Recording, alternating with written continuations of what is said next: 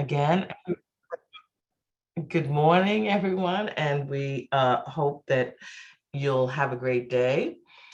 As part of this effort, the hub effort is what we call it. It is a bit of providing technical assistance to some localities, but also creating a space where they can come together and learn from each other as well. And so part of doing that work helps inform the symposia, as well as informs other things that we do in terms of the affordable housing industry. In addition to that, we were fortunate enough, which I believe Chris Clutchman will talk about in a few, that as part of the economic development plan, we received an allocation, an appropriation of funds for neighborhood stabilization, in which we can use to help bring some of these local efforts to fruition. Chris Clutchman, of course, will talk more about that after I do. That is about all I want to say. I've said welcome. I'll say welcome again. I mostly want to thank our lovely Frances for putting this together.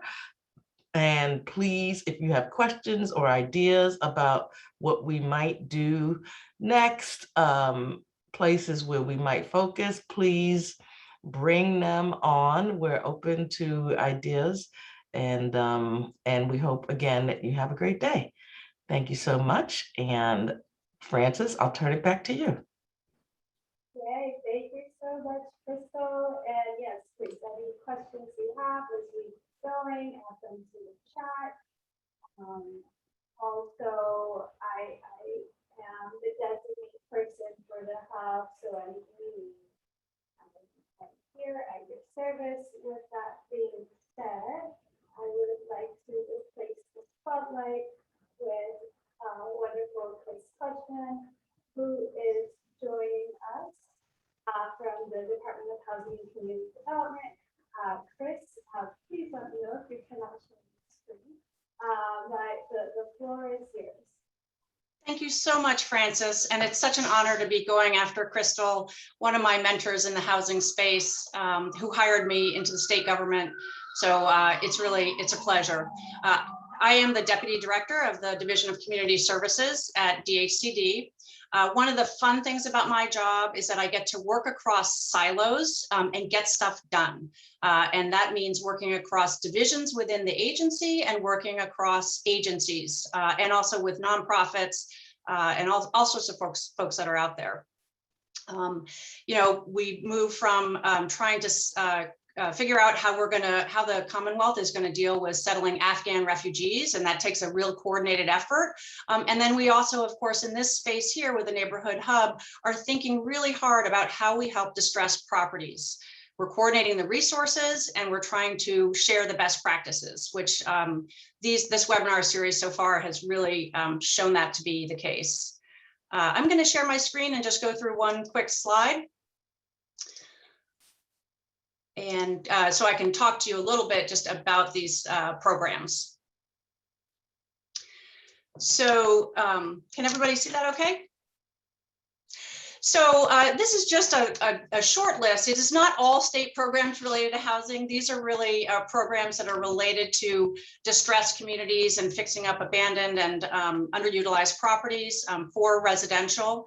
At DHCD, there was a pilot program called Liabilities to Assets that is still going. It's in North Central Massachusetts with New View Community CDC, and it is looking to rehab abandoned properties, put affordable housing deed restrictions on them, and find new homeowners that will that will buy those.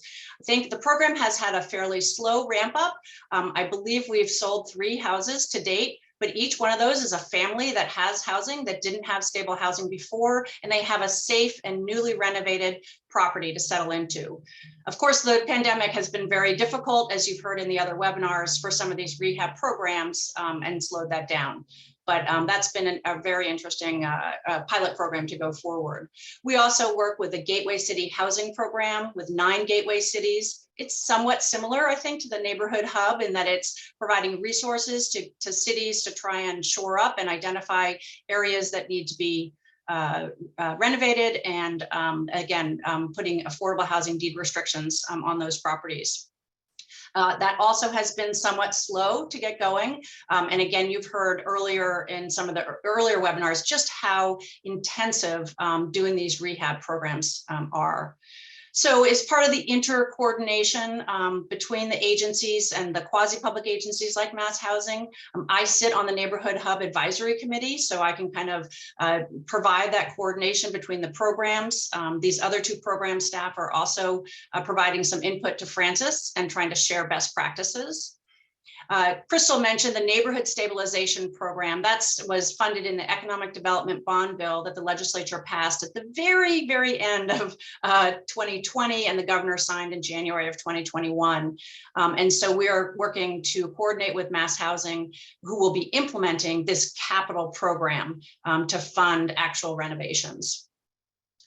DHCD also does community development block group funding for non-entitlement communities.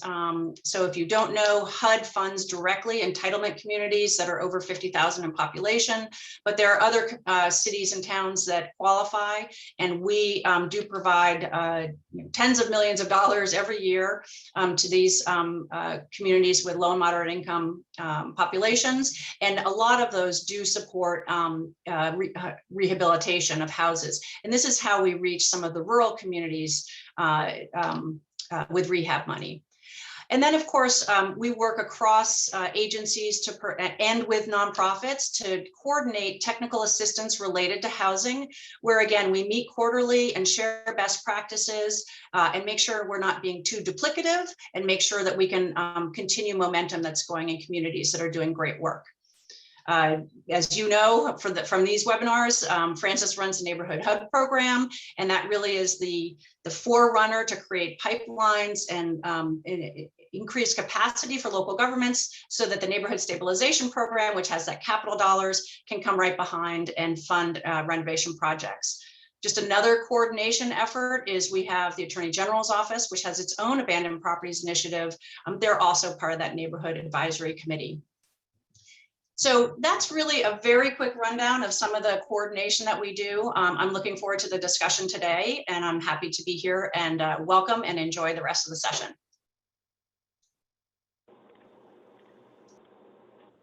Perfect. Thank you so much. My name is Hannah Millerado. I will be one of the 2 moderators for this session today. So Chris, thank you so much for that. I work at MassHousing. I'm with the Rental Business Development Group. I'm a relationship manager and originator. So I am very excited to introduce Alex. Alex, if you're able to, hello. So the way this session is going to work is that we have 3 folks who will be speaking. They'll have about 15 minutes to present. And then as they're presenting, if you have any questions, please put them in the Q&A box. And after each presentation, we'll have about 5 minutes to answer a couple of those questions, and then there'll be a big discussion at the end where we'll be able to get to more. So I'd love to turn it over to Alex. Thank you. Awesome. Thank you so much. So good morning, everyone. My name is Alex Tran, and I'm the Director of Housing and Community Development with the City of Chelsea. And I just want to thank everyone at MassHousing and DHCD for hosting today's session and for the work that you're doing across the Commonwealth. So I am going to share my screen real quick. We have a short presentation on some housing initiatives and civic engagement work that the City of Chelsea is doing as it relates to the mission of the Neighborhood Hub program.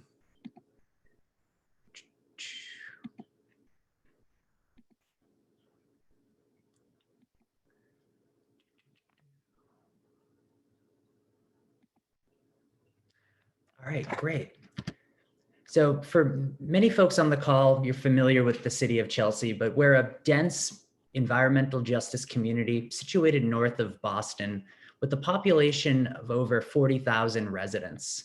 As a proud gateway community, we've welcomed successive waves of immigrants from Central and South America, Eastern European countries, as well as African nations who now call the city home. Originally, the city of Chelsea was colonized in 1624 and successively industrialized throughout the 19th and 20th century. This industrialization and the related housing development shaped the land use characteristics and the environment of the city. Today, the city still grapples with much of the legacy pollution and public health impacts that rampant industrialization and unbridled growth led to. Presently, the city encompasses a dense neighborhood fabric that includes multifamily dwellings that were constructed in the early 20th century, interspersed with new modern housing, mixed use, and resident and retail development. Economically, Chelsea is the epicenter of the New England region. We host the region's food distribution hub through the New England Produce Center and a myriad of critical infrastructure that residents and businesses throughout the Boston area depend on. Furthermore, over 80% of Chelsea's residents are essential workers. These were the employees that were keeping the economy running and keeping our families safe throughout the pandemic. The city's connected to the greater Boston ecosystem through the MBTA network, consisting of bus rapid transit, local bus routes, commuter rail, and roadway access. As a coastal community, much of our coastline and low-lying areas are susceptible to climate impacts, flooding, and extreme storms. And this vulnerability is at the center of our community development strategy, where in our infrastructure, housing, and community development efforts, we seek to prioritize sustainability, adaptation, and healthy, vibrant communities. So as folks are aware, the city was disparately impacted throughout the pandemic. The current state of affairs in the city is seeing widespread displacement and upward housing market pressures that really predate the pandemic, but have been accelerated due to the economic downturn. Areas such as our downtown central business district and surrounding neighborhoods encompass a multitude of historic buildings with housing on upper levels and retail at the ground floor. These are some images from our downtown area where you can see buildings constructed in the late 19th, early 20th century that are still active, vibrant, and contain a plethora of retail and small business opportunities. Our work is really centered on a series of development objectives and guiding principles that place equity and environmental justice at the forefront. Throughout our work, we strive to achieve sustainably designed, healthy housing that offers deep affordability for our residents, housing units that are near amenities like schools, parks, and public transportation, as well as housing that's designed to be integrated with the historic fabric of the built environment. To advance many of these goals, we've employed creative financing tools, leveraged community partnerships, which we'll discuss today, and sought to activate underutilized dormant parcels of land, as well as abandoned buildings to create new healthy homes. At the forefront of our agenda is a commitment to advancing racial equity and addressing deeply rooted and inveterate disparities throughout the community. Chelsea is home to residents of which over 70% self-identify as Latinx, and over 44% identify as foreign-born. Spanish is the predominant language in the city, meaning that it's critical that our housing and community development programs are accessible, multilingual, and culturally competent to engage residents and empower them throughout the decision-making process of all projects. Our housing strategy centers on preservation, rehab, and new housing production. And we've been able to leverage partnerships with community development corporations, community-based organizations, and state and federal partners to advance this mission. This includes partnerships with our Affordable Housing Trust Fund Board, local community-based organizations like Chelsea Restoration Corporation, where we strive to acquire existing 1 to 4 unit buildings, undertake substantial rehabilitation, and convert these new units to deed-restricted affordable housing that offers home ownership and wealth building opportunities for our populace. Frequently, these projects are coupled with financing tools that allow for equity building. This includes the 1+ mortgage program, interest subsidies, and other tools, including the crafting of deed restrictions to allow for the accrual of equity. We're also running a series of programs to improve housing conditions for low and moderate income residents with a focus on public health. Across the city, critical infrastructure like Route 1 and Logan Airport have drastically degraded public health. In response to these public health risks, we've premiered programs that center air quality, lead abatement, and noise insulation to allow residents a safe, comfortable living environment. Additionally, to stem displacement and to compete against upward market pressures, we've collaborated with larger community development organizations like the neighborhood developers to advance the acquisition of naturally occurring affordable housing. These larger buildings are presently being put on the market at a rapid pace and priced at a premium, meaning that new buyers that come in will have no choice but to increase rents substantially and displace families. The neighborhood developers have assembled a flexible acquisition capital pool that allows them to be agile and acquire buildings as they come on the market, preserve tenancies, and ensure that the units become deed restricted affordable housing. These efforts are supported by the city and regional partners through financing, coordinated planning, and civic engagement that we undertake as a collective team. Closer to our central business district, we're also undertaking a multitude of preservation projects. These include projects with private entities like the Tregorth companies, where we're striving to rehabilitate and preserve units that are soon to expire. One notable project is 466 Broadway, which is centrally located in our downtown. This project relies upon a combination of historic tax credits, LIHTC financing, tax-exempt bonds, and a slate of local and regional subsidies. By creating this financing program, we're able to preserve expiring units, extending their deed restrictions for 30 to 40 years, and preserving tenancies. At a larger scale, we're leveraging partnerships with the neighborhood developers to oversee improvements to a portfolio of scattered site units. T&D owns approximately 86 scattered site units throughout Chelsea. These are primarily 2 and 3 family homes, although there are a spattering of larger multifamily properties that were originally acquired during the foreclosure crisis. As many mechanical systems and life safety systems are at the end of their lifespan, T&D seeks to improve conditions and upgrade systems to expand the longevity of that housing. In partnership with DHCD and a variety of state and public entities, T&D is undertaking a refinancing of the portfolio and substantial rehabilitation. This includes sizable funding commitments from the City of Chelsea, the North Suburban Home Consortium, and various state entities. As we're planning this project, we've leveraged our infrastructure investments to undertake improvements that directly relate to public health. So this is the first large-scale preservation project that we deliberately mobilize contractors to replace all lead service lines to ensure that water quality and public health is as high quality as possible. Additionally, we're coordinating with local agencies like CAPIC and other partners to advance energy efficiency and air quality improvements in many of these projects.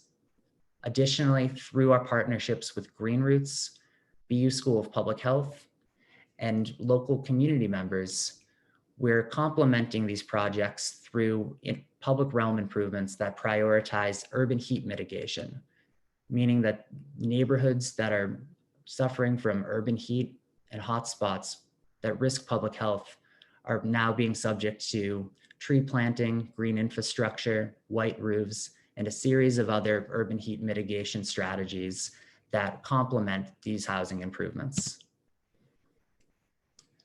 On the acquisition and production side, the city's focused on both neighborhood scale infill projects as well as transit-oriented development that's more traditional in focus. Our Affordable Housing Trust Fund Board, through a home rule petition that the legislature enacted, is currently working with multiple tax title properties that are dormant, underutilized, or abandoned. This home rule petition allows the city to directly transfer these properties as it comes into the possession of them to the trust fund board. The trust fund can then select to master plan sites, pre-permit sites, and solicit proposals from private development partners or undertake public-private partnerships. So many of these projects are seeking to maximize open space and employ sustainable design principles, while also prioritizing homeownership opportunities for communities of color that center on wealth building. Currently, we're coordinating with a fledgling community land trust in Chelsea that seeks to be a program partner. Additionally, we're exploring different models of shared equity housing, as well as ownership structures that allow for home ownership and wealth building with some direct subsidy. Throughout all of these smaller neighborhood scale projects, we work with community members and surrounding residents throughout all project phases. We coordinate with residents and abutters on planning, design, and implementation phase matters, and seek to empower community members to participate in the decision-making of projects. This principle is also applied to our larger transit-oriented development and downtown projects. Most notably, the city is presently coordinating with the neighborhood developers who's executing a 53-unit mixed affordable rental and affordable homeownership project adjacent to the Silver Line. This project falls within our Transformative Development Initiative district, with Mass Development, MassHousing, and other agencies being critical partners. This will be our second project that's designed in accordance with Passive House standards to achieve energy efficient systems, enhance air quality, and ensure that user comfort is a priority. Elsewhere in our downtown, the city is employing land acquisition tools to repurpose vacant or underutilized property. Most recently, the city set out to acquire 440 Broadway by eminent domain, which was formerly a single-story retail building. Currently, the city is reviewing requests or proposals received in response to an RFP that we released for the redevelopment of the property. The current proposal that we're contemplating includes multi-story residential, atop ground floor retail, that would be a mix of affordable units. The retail component of this project is especially important as it's structured to provide opportunities for small entrepreneurs and startup businesses in the culinary space. We envision the retail space as a sort of Latinx food hall concept that would allow for new startup businesses and entrepreneurs to rent smaller spaces, 200 to 300 square feet in size, that are underpinned by a community kitchen to allow them to both collaborate in their enterprises and have access to the downtown Broadway retail market. Given the cost of rent at many retail businesses in downtown, these types of flexible, accessible spaces are critical to ensuring that retail displacement is also stemmed effectively. The building will be constructed over the next 3 years, and we're aiming to proceed with remaining permitting activities as well as civic engagement this fall and this winter. So outside of housing production and preservation, our partnerships are critical to preserving tenancies across the city. During the pandemic, the city convened an eviction task force that carries out tenancy preservation and foreclosure prevention activities with local partners. This multi-agency coalition jointly delivers services, provides case management, and assists tenants and homeowners with securing new housing. Under the task force, the city has deployed local rental and utility assistance that's been deliberately designed to act as a safety net for residents that are unable to access ERAP, RAFT, and other programs. Additionally, we've continued to carry out foreclosure prevention efforts, as well as a homeowner stabilization program to support low and moderate income homeowners. Legal services are an important part of this central strategy. The city has partnered with local providers to create and stand up a housing legal clinic that provides no-cost legal services to low-income tenants to preserve tenancies. This legal services program is integrated closely with our emergency housing program. The emergency housing program offers an alternative shelter system for residents that are not eligible for DHCD shelter or traditional state and federal programs. Through this program, the city operates a series of scattered site shelter units, offers case management, and provides wraparound services with a focus on mental health and wellness. Simultaneously, we've deployed resources in partnership with the neighborhood developers to bolster local capacity for accessing RAFT and ERAP. As residents are seeking rental assistance or are having to secure new housing and move, quick, reliable access to ERAP and RAFT is absolutely essential. The city has funded 4 full-time staff positions on the ground in Chelsea dedicated to helping tenants navigate the ERAP and RAFT application process, allowing us to leverage significant state and federal dollars. On average, this program costs approximately $20,000 each month, while we're able to leverage upwards of $300,000 in that same time frame. So as we're continuing these vital emergency programs, the city is also contemplating how can we most effectively deploy our American Rescue Plan resources. As opposed to setting out an expenditure plan or immediately deploying the majority of these resources, we're choosing to convene a community advisory committee comprised of residents, small business owners, and nonprofit leaders to craft a spending plan for the city. Participants on this community advisory committee are compensated, and they coordinate a series of focus groups in multiple focal areas. These focus groups and related surveys, interviews, and civic engagement activities are designed to collect direct feedback from residents and small business owners on how best the city can support the recovery of the economy. This feedback will then inform the Community Advisory Committee's creation of a spending plan that will culminate with a submission to the city in February. Upon receipt of that spending plan, the city will then use it to develop new programs and make strategic investments to foster a sustainable and equitable recovery. Presently, we're in the first month of the ARPA community engagement process. We're holding our first Community Advisory Committee meeting in about a week.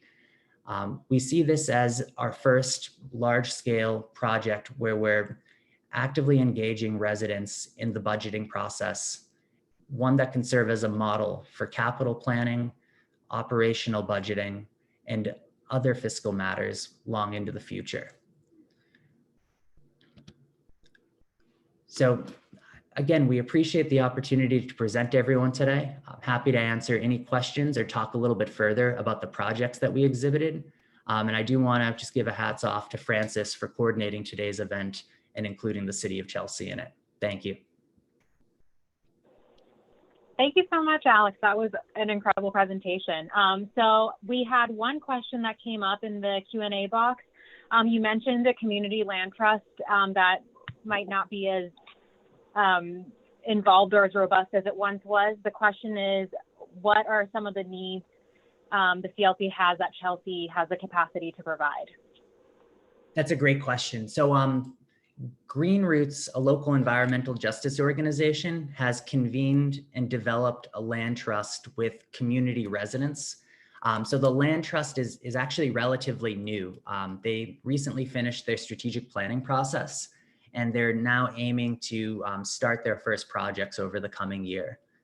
So I think from our perspective, we look forward to supporting the land trust with technical assistance as it relates to planning, architecture, and design and development matters. But I would say that for this new land trust, as well as other land trusts that I've worked with in my career, I think the technical assistance piece is always kind of the fundamental make or break variable that dictates success. So a lot of our conversations have kind of centered around, that the land trust is designed as a vehicle that's led by community members and that all decision making is in the community. So one of the critical contributions that agencies like the city can make and agencies like the neighborhood developers and other community development partners can make is assistance with development and ongoing sort of operational and maintenance technical assistance. Thank you. Amazing. I appreciate that. And I know that was the only question we got right now, but I'm sure questions about how to get community members involved is something that would be great to talk about at the end when we have our roundtable. So thank you so much, Alex. And I am going to turn it over to Jenny McCool, who is my co-moderator, to introduce the next speaker. Thank you. Great. Thank you, Hannah. And thank you, Alex. That was an excellent presentation. And I look forward to hearing more from you during the panelist discussion. I'm Jenny McCool. I work in the rental lending section at MassHousing. I'm an associate underwriter there. Next up, we have Spetrini from the city of Malden. And again, if you have any questions during his presentation, feel free to put them in the Q&A box and we'll answer them at the end. Thank you. Hey, Evan. Hi, Jenny. I will share my screen. Give me 1 second.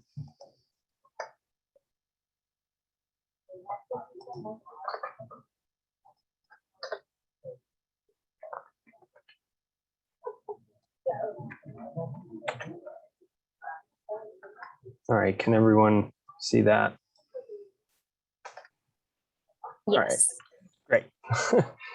Good morning, everyone. My name is Evan Spetrini. I'm the Senior Planner and Policy Manager at Malden's Office of Strategic Planning and Community Development. I'd like to thank Francis and the rest of the MassHousing and DHCD teams for putting this together and inviting me to speak today, and of course for their support through the Neighborhood Hub program. Sorry about that. So just a little bit about Malden for anyone who isn't familiar.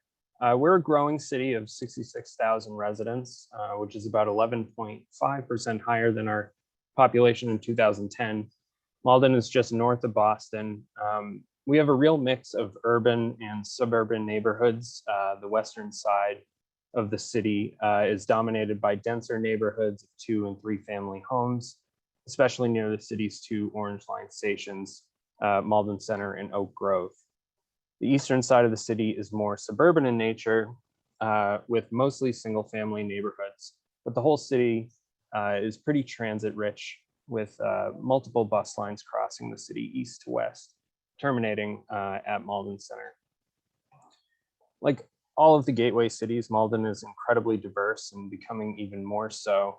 We're only 40% white according to the 2020 census data that was just released, compared to 53% in 2010.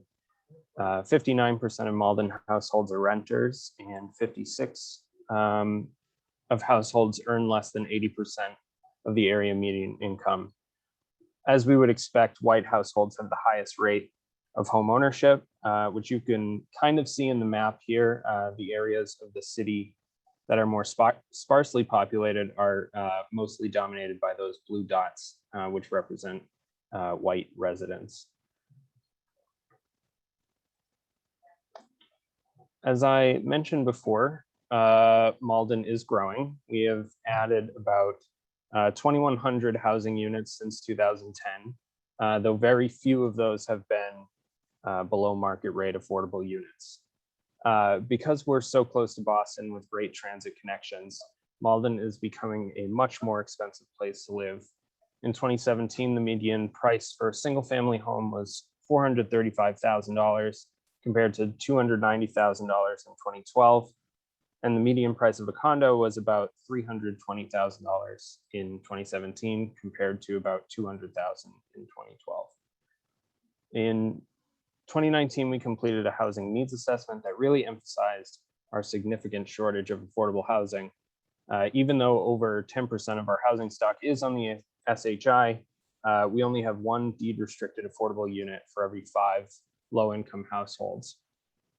Malden is the lead agent for the North Suburban Consortium, which manages federal home funds for 8 cities and towns, but only 29 of the 600 units created with home funds in the last 10 years have been in Malden.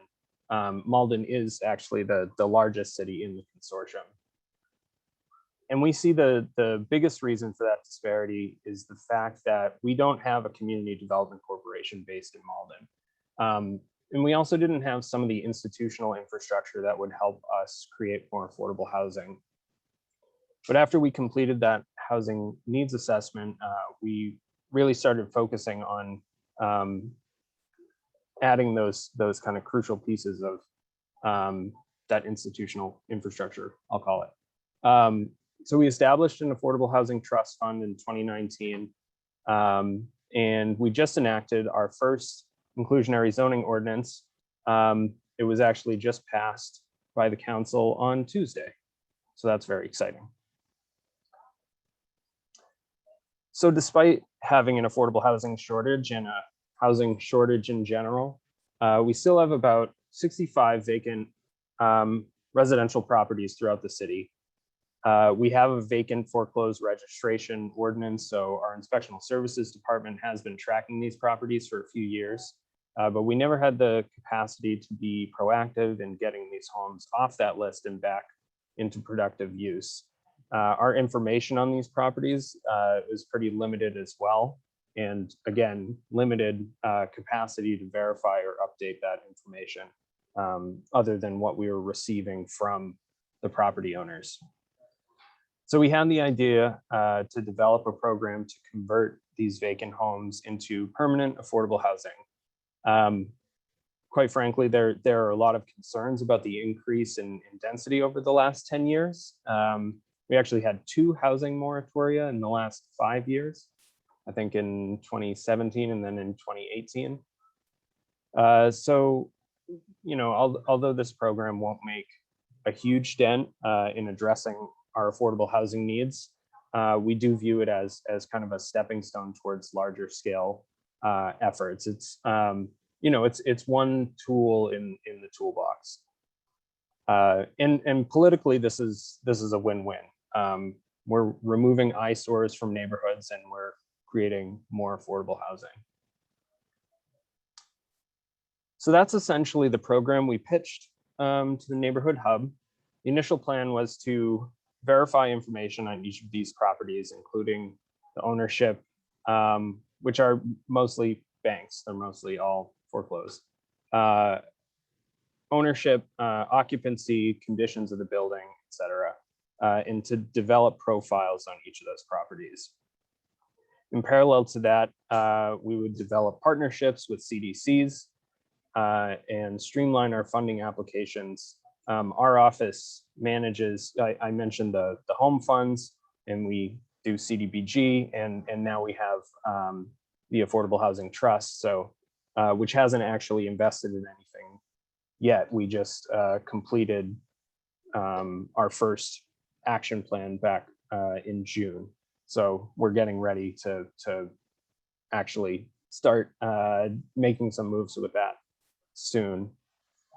So then we would pass along those profiles to our new CDC partners and use our funding to help them acquire, rehabilitate, and then rent or sell those homes to low-income households. So with Neighborhood Hub funding, we hired a part-time housing inspector to go out and investigate each of these properties. We held a roundtable with the mayor and a group of CDCs that are active in neighboring communities, but not in Malden, to get their input on how the city can help them expand into Malden and kind of get their frank feedback on, why they haven't before.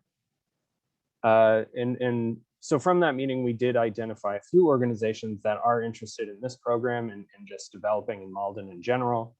Our housing inspector completed site visits of each of the properties to verify the occupancy and conditions, and is now trying to contact each of the owners. And this is really, the biggest challenge, because most of these properties are bank owned, and just finding the right person to talk to is incredibly difficult.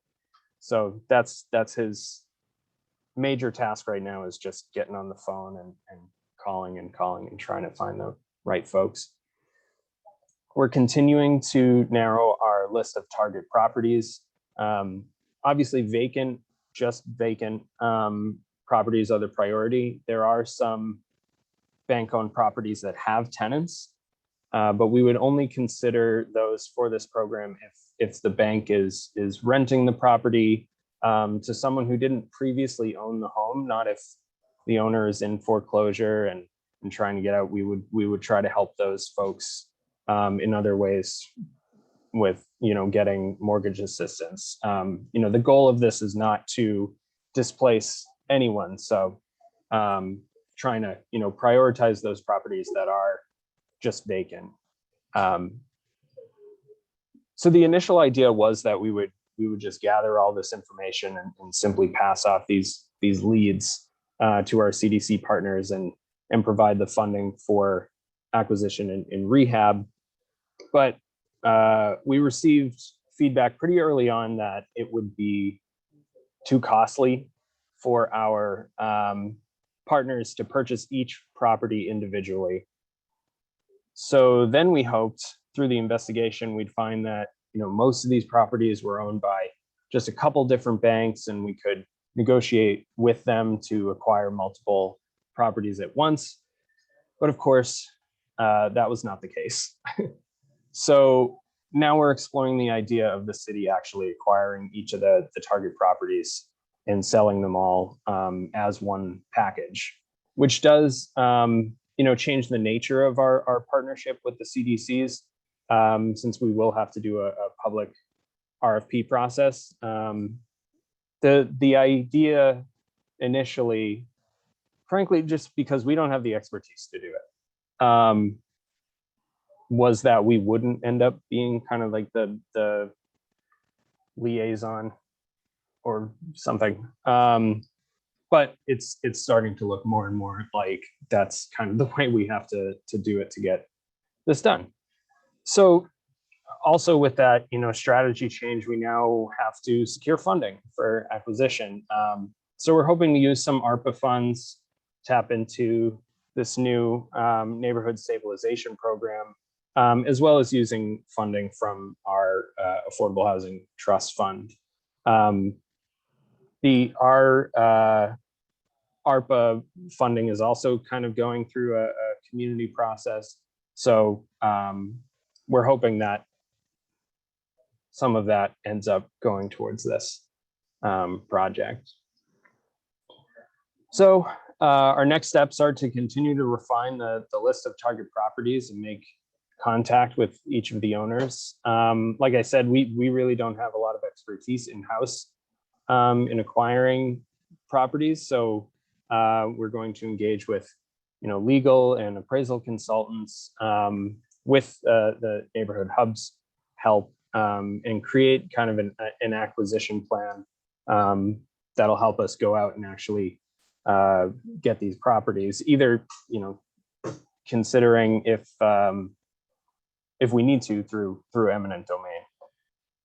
And as I said before, I think the biggest critical path item is securing funding for acquisition. And then of course we have to actually acquire the properties and develop an RFP to sell them, which would include, detailing all of the things we really want out of the program, which are conversations that we're having now, trying to figure out, do we want a certain percentage of these to be rental versus home ownership, and what are the target income levels that we want to kind of mandate through this process. So we have a lot to do and a lot of questions still to answer. But we have great CDC partners that have been advising us throughout our investigations. And of course, the folks at MassHousing who have allowed us to increase our staff capacity to really focus on this project. And I'd also like to thank Alex Tran from Chelsea, who has been letting us pick his brain as we try to figure out all of these kind of acquisition processes. And that's it. Thanks. And I put my contact information down there in case you want to ask me any questions. Thank you. Thank you, Evan. That's so excellent. And you're doing such important and interesting work. You have quite a few questions. So the first one from Christine Madore is, what are the revenue streams for Malden's Housing Trust? That's a great question. So right now, well, all right. When we first launched it, we had a mitigation funding that was applied in kind of an odd way. It was only applied in certain zoning districts, and it was like $2,000 per housing unit. It's from a while ago, but when we established the trust, we essentially changed that rule that $1,000 from that $2,000 per unit would go to the trust. The problem with that was that, at the time, it got us a bit of kind of seed funding, but it's not really a sustainable source because it's only in a few different zoning districts, and those are actually pretty built out at this point. So we're exploring other revenue streams now. Our inclusionary zoning ordinance that we just passed does have a fee in lieu option that would go to the trust, and that's $300,000 per unit. So other than that, we don't have any kind of stable revenue streams, but it is something that we're going to address in the near future. Great, thank you. The next question is from Alyssa LaRose, and there's a few parts to it. So what's the legal mechanism being used for acquisition? Are you only working with willing property owners or using tax, title, receivership, etc.? Is the rehab only funded once a CDC acquires the property? I wish I had the answers to any of those questions. I think that's actually what we're trying to figure out. I mean, it's like I said before, there's really no one here that has gone through this process before, so it's all kind of new to us, and we're learning all of the different ways that we can go about it. I don't think we're at a stage where we haven't really decided anything yet, because we're really not ready to start actually acquiring any of these properties. So those ask me again in like 3 months. All right, I'm setting a calendar reminder to email you in 3 months. No, that's great, thank you. The next question is from Giannis Sitsas, and it is, will you consider doing a P3 project for the acquisition of these mentioned properties? Say that again? It's, will you consider doing a P3 project for the acquisition of these mentioned properties? And I'm actually not sure what P3 stands for. So Giannis, maybe you could give us a little bit of context behind that, unless Evan, you know. I am also not familiar. Okay, so we'll move on to the next one, and maybe in the meantime, Giannis can give us the definition for P3. Ah, I see, public-private partnership. Oh, great, thank you. Yeah, I mean, I think we would consider anything that gets it done. It's something that the city and the mayor feels very strongly about it's been, it feels kind of wild to us that in the midst of a housing shortage and affordable housing shortage, that we would have any properties that are not occupied. So everything is on the table, I think at this point. Though, through this program, it is our goal that we want these to be affordable. So, we are putting the time and energy into really figuring out how to do that instead of just allowing them to come back online as market rate units. Great, thank you. And the last question is, where can one get more information on the 65 vacant properties in Malden? There is on our inspectional services site, those properties are published, and it is on it's on the city's website under the inspectional services department. Awesome, I'll have to check that out. Thank you. All right, thank you so much, Evan, and looking forward to speaking with you more during the panelist discussion. Next up, we have Mickey Northcutt from the North Shore CDC. And again, feel free to drop in your questions in the chat box and we'll get to them at the end of the presentation. Thank you. Hi, Mickey. Hi, how are you? Good, how are you? Good. Thanks for having me. Thanks for coming. So let's see, let me share a screen. Make it.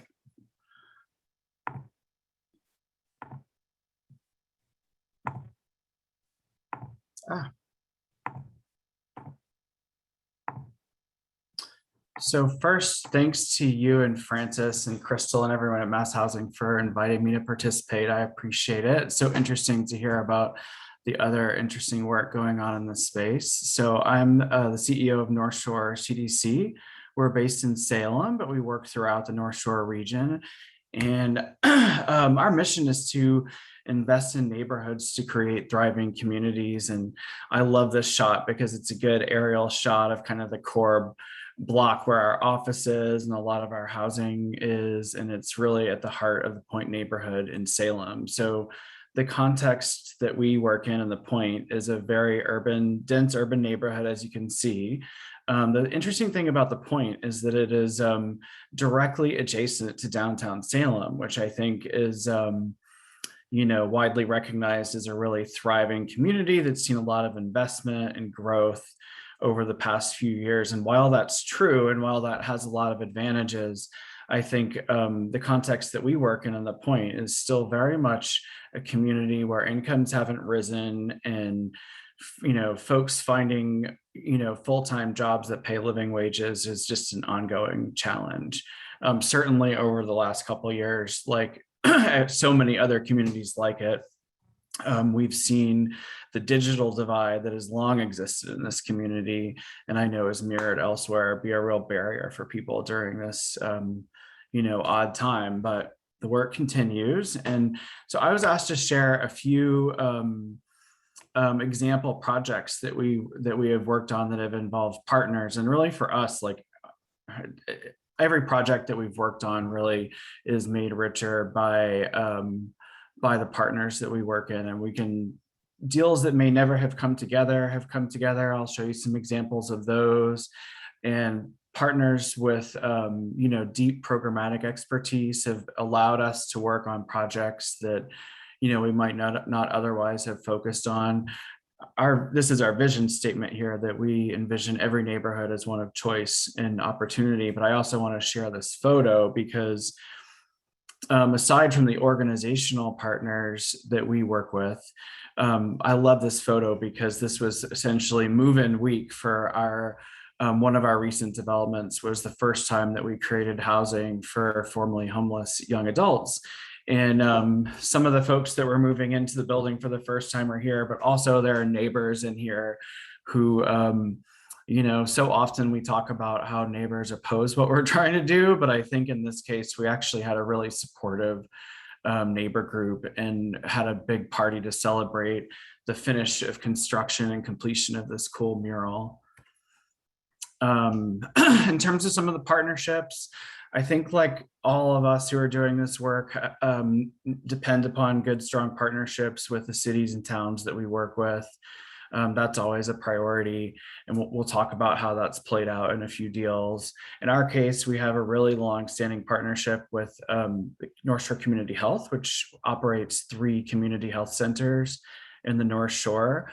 I'll talk about how that's played out in an exciting new project for us that we're learning lots about. We've also had a long experience working with other service nonprofits that aren't necessarily housing developers, but they really viscerally understand through their work how critical affordable housing is. So we've partnered in several different ways to make sure that not only that the housing is happening, but that the folks who are working with people that really are at the front lines of needing it are working with us from the outset. And then finally, we have really an interesting and new partnership with a church in Salem, and we're excited really about the opportunities of expanding the connection between our community development work and a lot of the really progressive faith-based communities in our region. We've informal allies for a long time, and now we're really thinking more substantively about how we can partner. So the first project I'm going to share is our most recently completed project. We're really proud of this because it was our first affordable housing development in Gloucester. And the first affordable housing development in Gloucester in many years. We had a really great support from the city of Gloucester. But really how this came about is that we have a good, strong partnership with Action, who is the community action program for Cape Ann. And they're, have existed for over 50 years in Gloucester. We've partnered with them on a number of energy initiatives and homeless service initiatives. And for years we had talked about wanting to do something together. So we made it happen. And happy to report that this one finished construction. We started in January 2020 and we finished construction in June of this year. So it was nice to have this to work on. Thanks to the city of Gloucester, we really had no major delays with the onset of COVID. Everyone really mobilized to figure out how to continue safely, quickly. And the last of the 30 new families are moving in this month. The next project is, this is one that is our latest project now. It just started construction in August. And it's 2 buildings in the heart of the Point neighborhood in Salem called the Lighthouses. And this is 46 new affordable apartments. They're at really important locations. Both of them are next to city parks that are either in construction to be renovated themselves or planned for the near future, and real anchors to the sort of north and southern ends of the neighborhood. The great partnership here that we're really excited about, it's going to be the thing that everyone remembers on this project more than the project itself, is in the ground floor of one of the buildings, we have some essentially commercial space, but we're able to work and turn that into program space. And Salem Food Pantry is a long-term partner of the CDC. They are essentially a mobile food pantry. They don't have a bricks and mortar location. It's really hard to come by good storefront space that's affordable in downtown Salem. And they've also themselves grown a ton in the last year, for all the wrong reasons, but they have really have deep ties in the entire city now and have a great network of volunteers. And we're really thrilled that when this project is complete, they're going to be able to have a bricks and mortar location right in the sort of heart of the commercial district in the Point neighborhood. So it's going to be a really great, convenient place, but also beautiful and cool, and will keep them more sustainable. This is a project that we got permitted right at the beginning of the pandemic as well. We bought 2 Catholic schools in Salem, and we're excited about this because it's our first time to locate affordable housing outside of the Point neighborhood in downtown Salem. So downtown Salem is ripe with condo investment. It is really difficult to compete on the market to do the scale of projects that we do, but we've really over the past couple of years been successful at identifying 3 projects. This is the first of it. This one's going to use historic credits, as well as low-income housing tax credits and other subsidies. But one of the schools will be reserved for the preference for seniors, and the other will have a preference for artists. It's got an incredible auditorium space that's 100 years old and badly in need of restoration, but it's going to be preserved and turned into a gallery and workspace for the folks living in the artist housing. Partnership here too is our first time to work with the Archdiocese of Boston, and they've been a big player in our industry for a long time. So they have a lot of beautiful real estate that can and should be prioritized for affordable housing. So we were really happy to work with them and to be able to convert these to something that would continue to be a resource for the community. This is our project that is actually in permitting. I'm happy to report we got our first permit voted unanimously from the zoning board last night. We're appearing before the planning board tonight. This is the project that I mentioned that involves North Shore Community Health. This is a 2-phase project. It's right at the heart of downtown Salem, kind of at the intersection of where downtown and the Point meet. And it's 100 years ago, it was a series of coal-fired power plants right on the waterfront, which is hard to imagine in 2021. But as those sites were decommissioned as power plants, like slowly but surely, there's been some growth.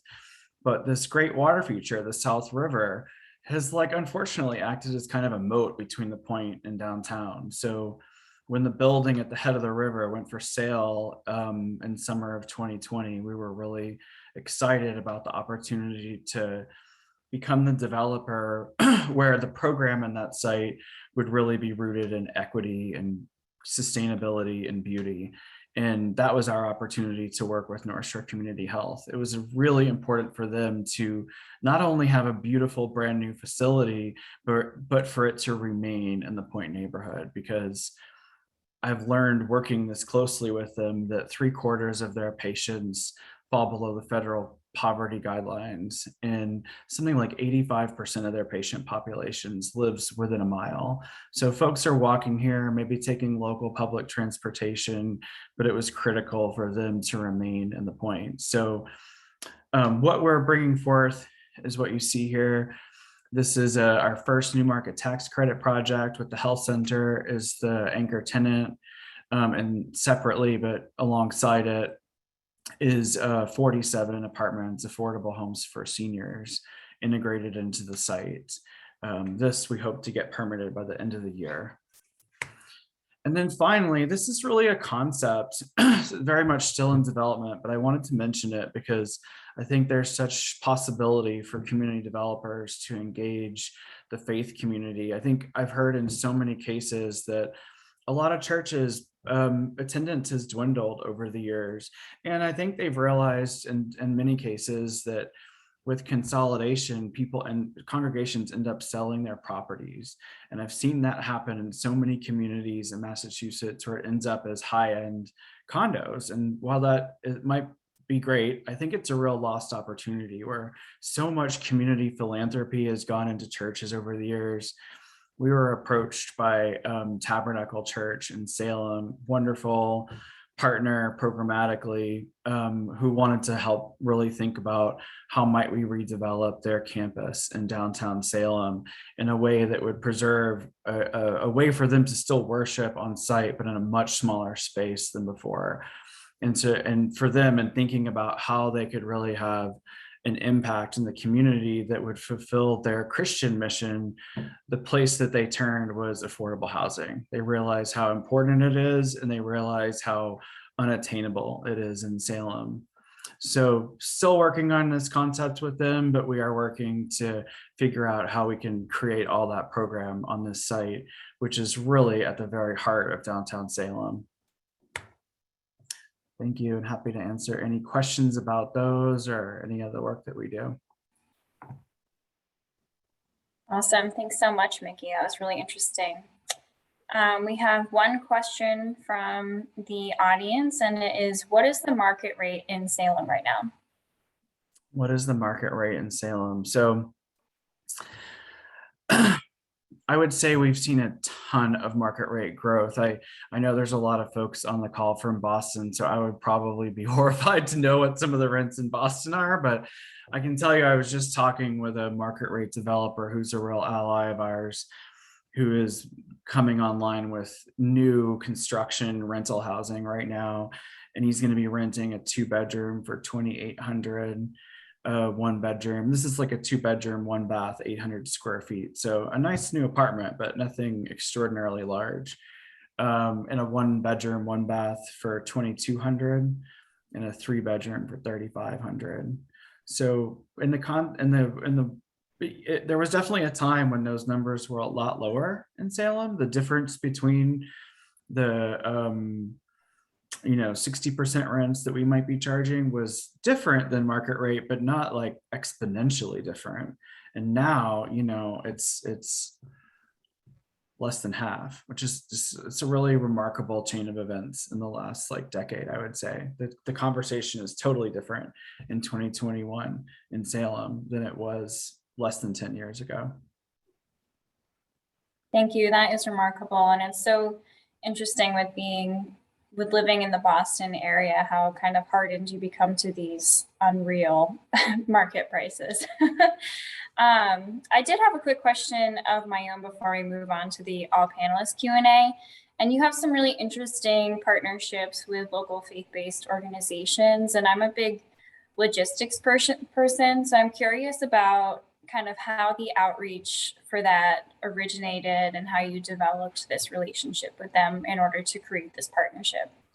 Yeah, do you mean the Congregational Church? Yes. So, I think in the case of North Shore CDC, and I know so many CDCs and other nonprofits doing this work, we're involved in not just developing the developments that we do, we're involved in the housing conversation in the communities that we work in. And I'll be really honest how this came about. I know Reverend Joe, who's in charge of Tabernacle Church, because at virtually every affordable housing policy discussion in the last decade, we've both been in the room. Second Congregational Church is there is a Christian faith-based component to it, but a lot of the reasons why people go to that church is that they have a really social justice commitment and spend a lot of their, church capacity on serving folks in the community. So I knew Joe for years, and he leaned over to me in City Hall in a community meeting and said, "Hey, can we talk about affordable housing?" And I didn't know what he was talking about. And, it's just like simple conversations like that. And these relationships that I never really thought of, it would never have occurred to me to reach out to them and instigate something like that. But now that we've really worked through understanding where they're coming from and how this fits into the faith community conversation, really, a lot of faith community folks are struggling with facilities. And I think a lot of these churches are located in excellent downtown locations. So not every church might be the best for that, but it definitely makes us think differently about if we are looking for projects to factor that in to the extent that we're proactively looking for projects. That's so interesting. And I think that is the kind of the perfect segue into our all panelists discussion, but just about how you can create partnerships with people you may not, or groups that you may not be expecting, that you have some common interests, and just to start up a conversation so that's really cool. Thank you. Thank you. With that, I believe we are ready for our all panelists Q&A. So if the participants could all turn on their video. Great, thank you. So if you have anyone from the audience, if you have any general questions, feel free to drop them in the chat. And if not, Hannah and I have some burning questions that we'd like to ask the panelists as well. So yeah, while we wait for audience submitted questions, and again, please put it in the Q&A bubble below. You've all mentioned a lot of different partnerships you've forged with CDCs and resident groups and developers. If there's someone in the audience who lives in a town or a municipality that might not have those relationships quite yet, where would you recommend people start? Especially because we've heard, everything you shared is a result of years of partnership development, I'm sure. And so for municipalities starting out, if anyone had any thoughts of where to reach out. I can take a stab at this one. A couple of resources. I'm a deputy director, but I'm happy to take direct emails. And so from folks who are, especially municipalities who have questions. So I'll put my contact information in the chat. But there are a couple, there's a MassHousing partnership, which is one of our quasi-public, like MassHousing is another quasi-public housing agency. They run a community assistance team. And so they, you can go to their website and take a look to see if you can apply for their services, which generally come without charge, but with some limitations. MHP and CHAPA, so the Citizens Housing and Planning Association, have collaborated in something called the Massachusetts Housing Toolbox. And I'll try and get that link and I'll plop it in the chat. That is a fantastic resource for anybody who's starting out, whether you're a community organizer, a municipality, a developer who wants to get interested, who wants to do affordable housing. It has lots of good information and links and some templates for ordinances and bylaws. And then lastly, if you're not for individuals, for people who want to promote housing in their community, CHAPA runs the Municipal Engagement Initiative, and that is to explicitly help kind of non-public sector folks help organize and promote and support housing in your community. So there are a couple of resources, and I'll put some stuff in the chat. Thank you. That's great. And that actually, I had a question ready to go that you kind of already got ahead of, but other panelists may have information about this as well. But for people who, there are a few references to support for affordable housing in the local community. And for people who are looking to support affordable housing just within their own communities, where would you recommend they start? Is it with this CHAPA link, or are there other resources that you have that you would direct them to?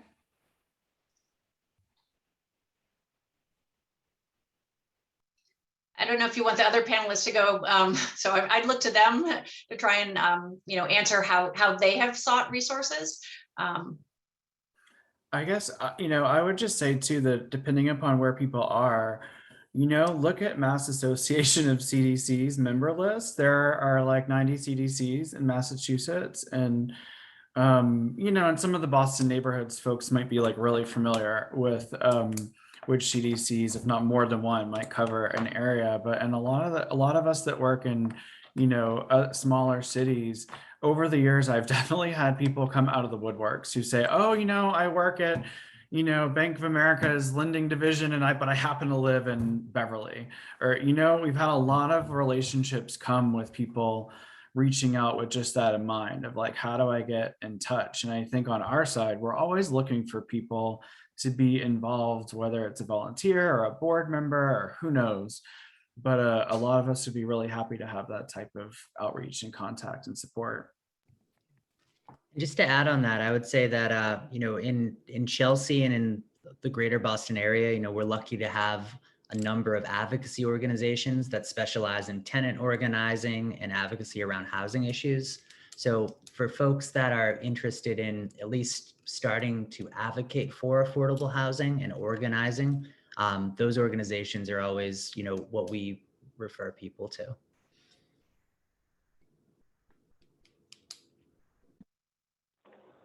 Thank you. So we have a question that came in from the audience.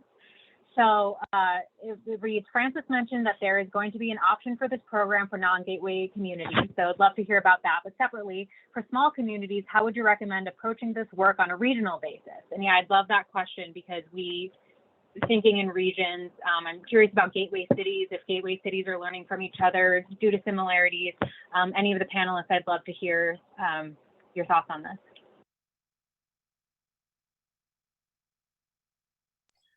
Well, I'll say, I mentioned before with our projects, you know, we have kind of been reaching out to our neighboring communities that have been more active. I mean, I mentioned Alex Tran, who's here with us.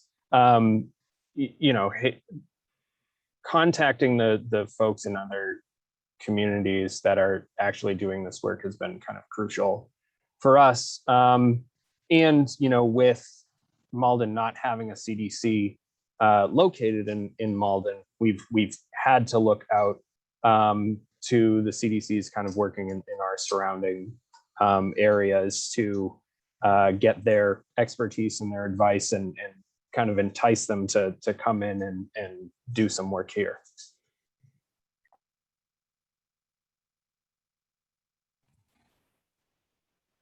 Great, thank you. And Evan, while I have you, I had a quick question on the City of Malden's eviction moratorium. So I believe it's one of 3 cities currently in Massachusetts with an eviction moratorium. And I'm curious if you can share how we can kind of work together as cities, and if you have any partnerships that you've worked with to kind of enact the moratorium. And then also if you have any other partnerships for other ways that we can be assisting tenants during this time as the pandemic still continues on.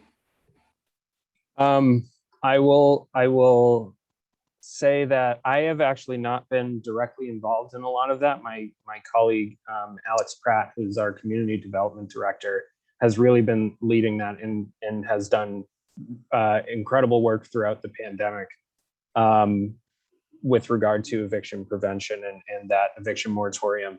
If you want to talk to him, I would suggest you reach out to me and I can connect him to you, because he is just living and breathing all of that, and would definitely be able to answer any of those questions much better than I can.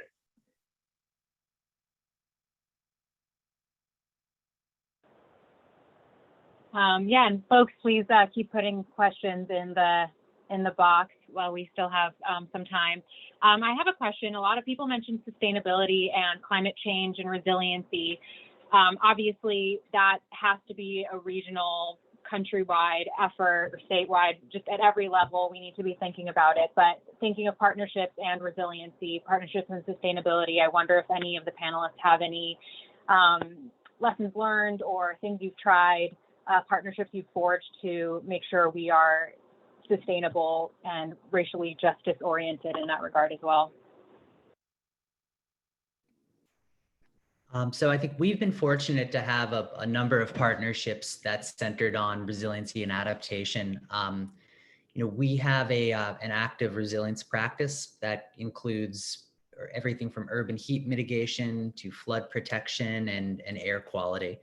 So we've partnered with surrounding universities like Olin College and the BU School of Public Health to, for instance, collect data on indoor air quality and measure the impact of HEPA filters that we've distributed to residents as part of our rehab projects. Alternatively, with the neighborhood developers, you know, we've worked closely on flood modeling, where the city commissioned flood projections out to the end of the century to inform development elevations, site design, and stormwater management. Luckily, in the Boston area, we have an organization called the Resilient Mystic Collaborative that's housed at the Mystic River Watershed Association. And it's a coalition of municipalities working across the watershed on climate change issues. So that has been sort of a natural vehicle for us to collaborate with surrounding communities, share knowledge, and then bring that knowledge to inform our housing practice.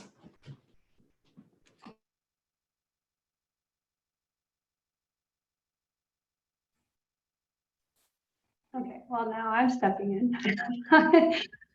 Thank you, everybody, so much. I want to, before it gets too late, I just want to quickly give an overview of the hub, which we didn't do at the beginning of the session because we're just changing it up every time.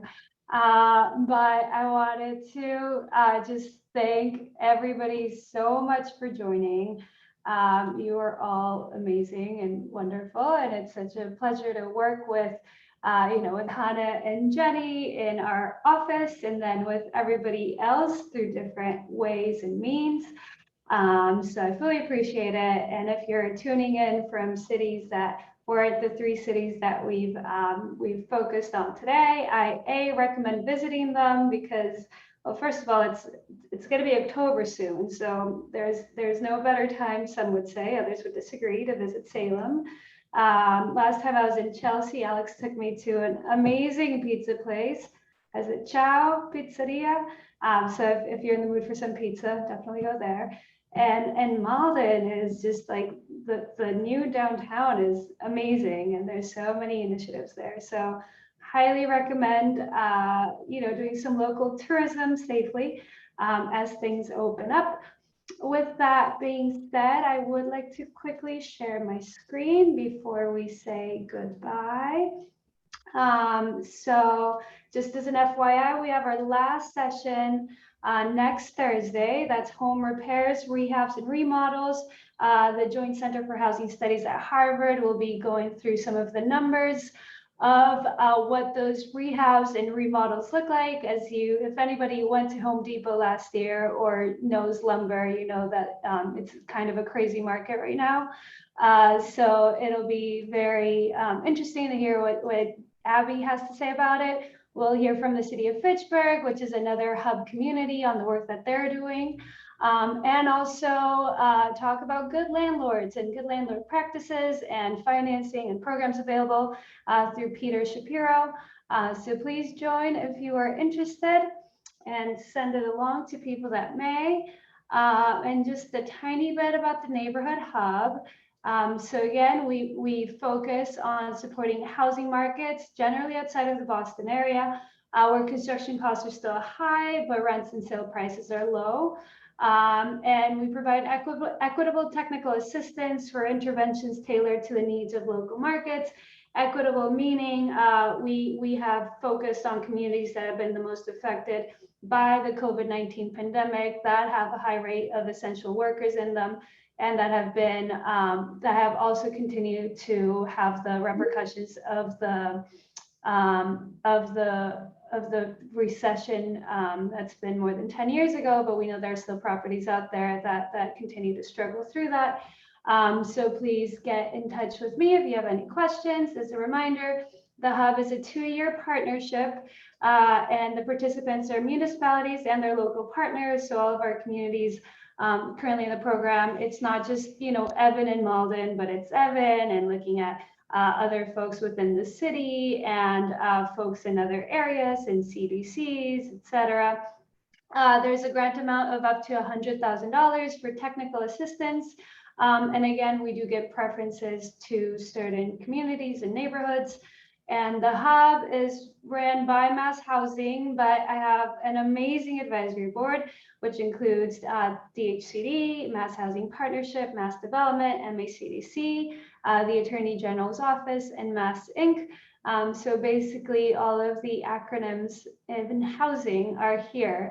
So we're trying to work together and not in silos, and learn from what all our incredible municipalities are doing to make sure we are both creating new homes and repairing the ones we have. Again, the themes of proposed projects tend to be around organizational improvements for agencies that are doing work around rehab, reuse plans and strategies for specific neighborhoods, regulations and incentives to mitigate disrepaired homes, and property ID and prioritization for development. So if you're almost ready to go and just needed to prioritize, we're happy to support that too. And again, the Hub, it's not, we don't just provide funds, we do want it to be a partnership. So we have check-ins all the time with our cities and municipalities. We have bi-monthly check-ins with all the teams so that we can provide, we can do show and tells often. Newsletters and also annual webinars to really showcase what we're doing. This is this year's annual webinar series. That being said, thank you, muchas gracias for being here today. Thank you to our wonderful presenters and to my fearless moderators. And with that being said, if you have any questions, please send it to me. Susan, I will, if it is a regional approach, well, we can talk offline, but we are continuing to think about how regional approaches work. But for example, the LTA program, the liabilities to asset program that Chris Kletchman runs, it is a sort of regional effort, and there are other examples of regional partnerships. And as we think more, as we break down the silos of where the geography ends, but the housing challenge continues, we are thinking of other ways. So if you have an idea in mind, I'd be happy to chat with you. You have my email, or you can go to the MassHousing website to get my email. But I'd love to just hear what you're thinking, and we can discuss an application.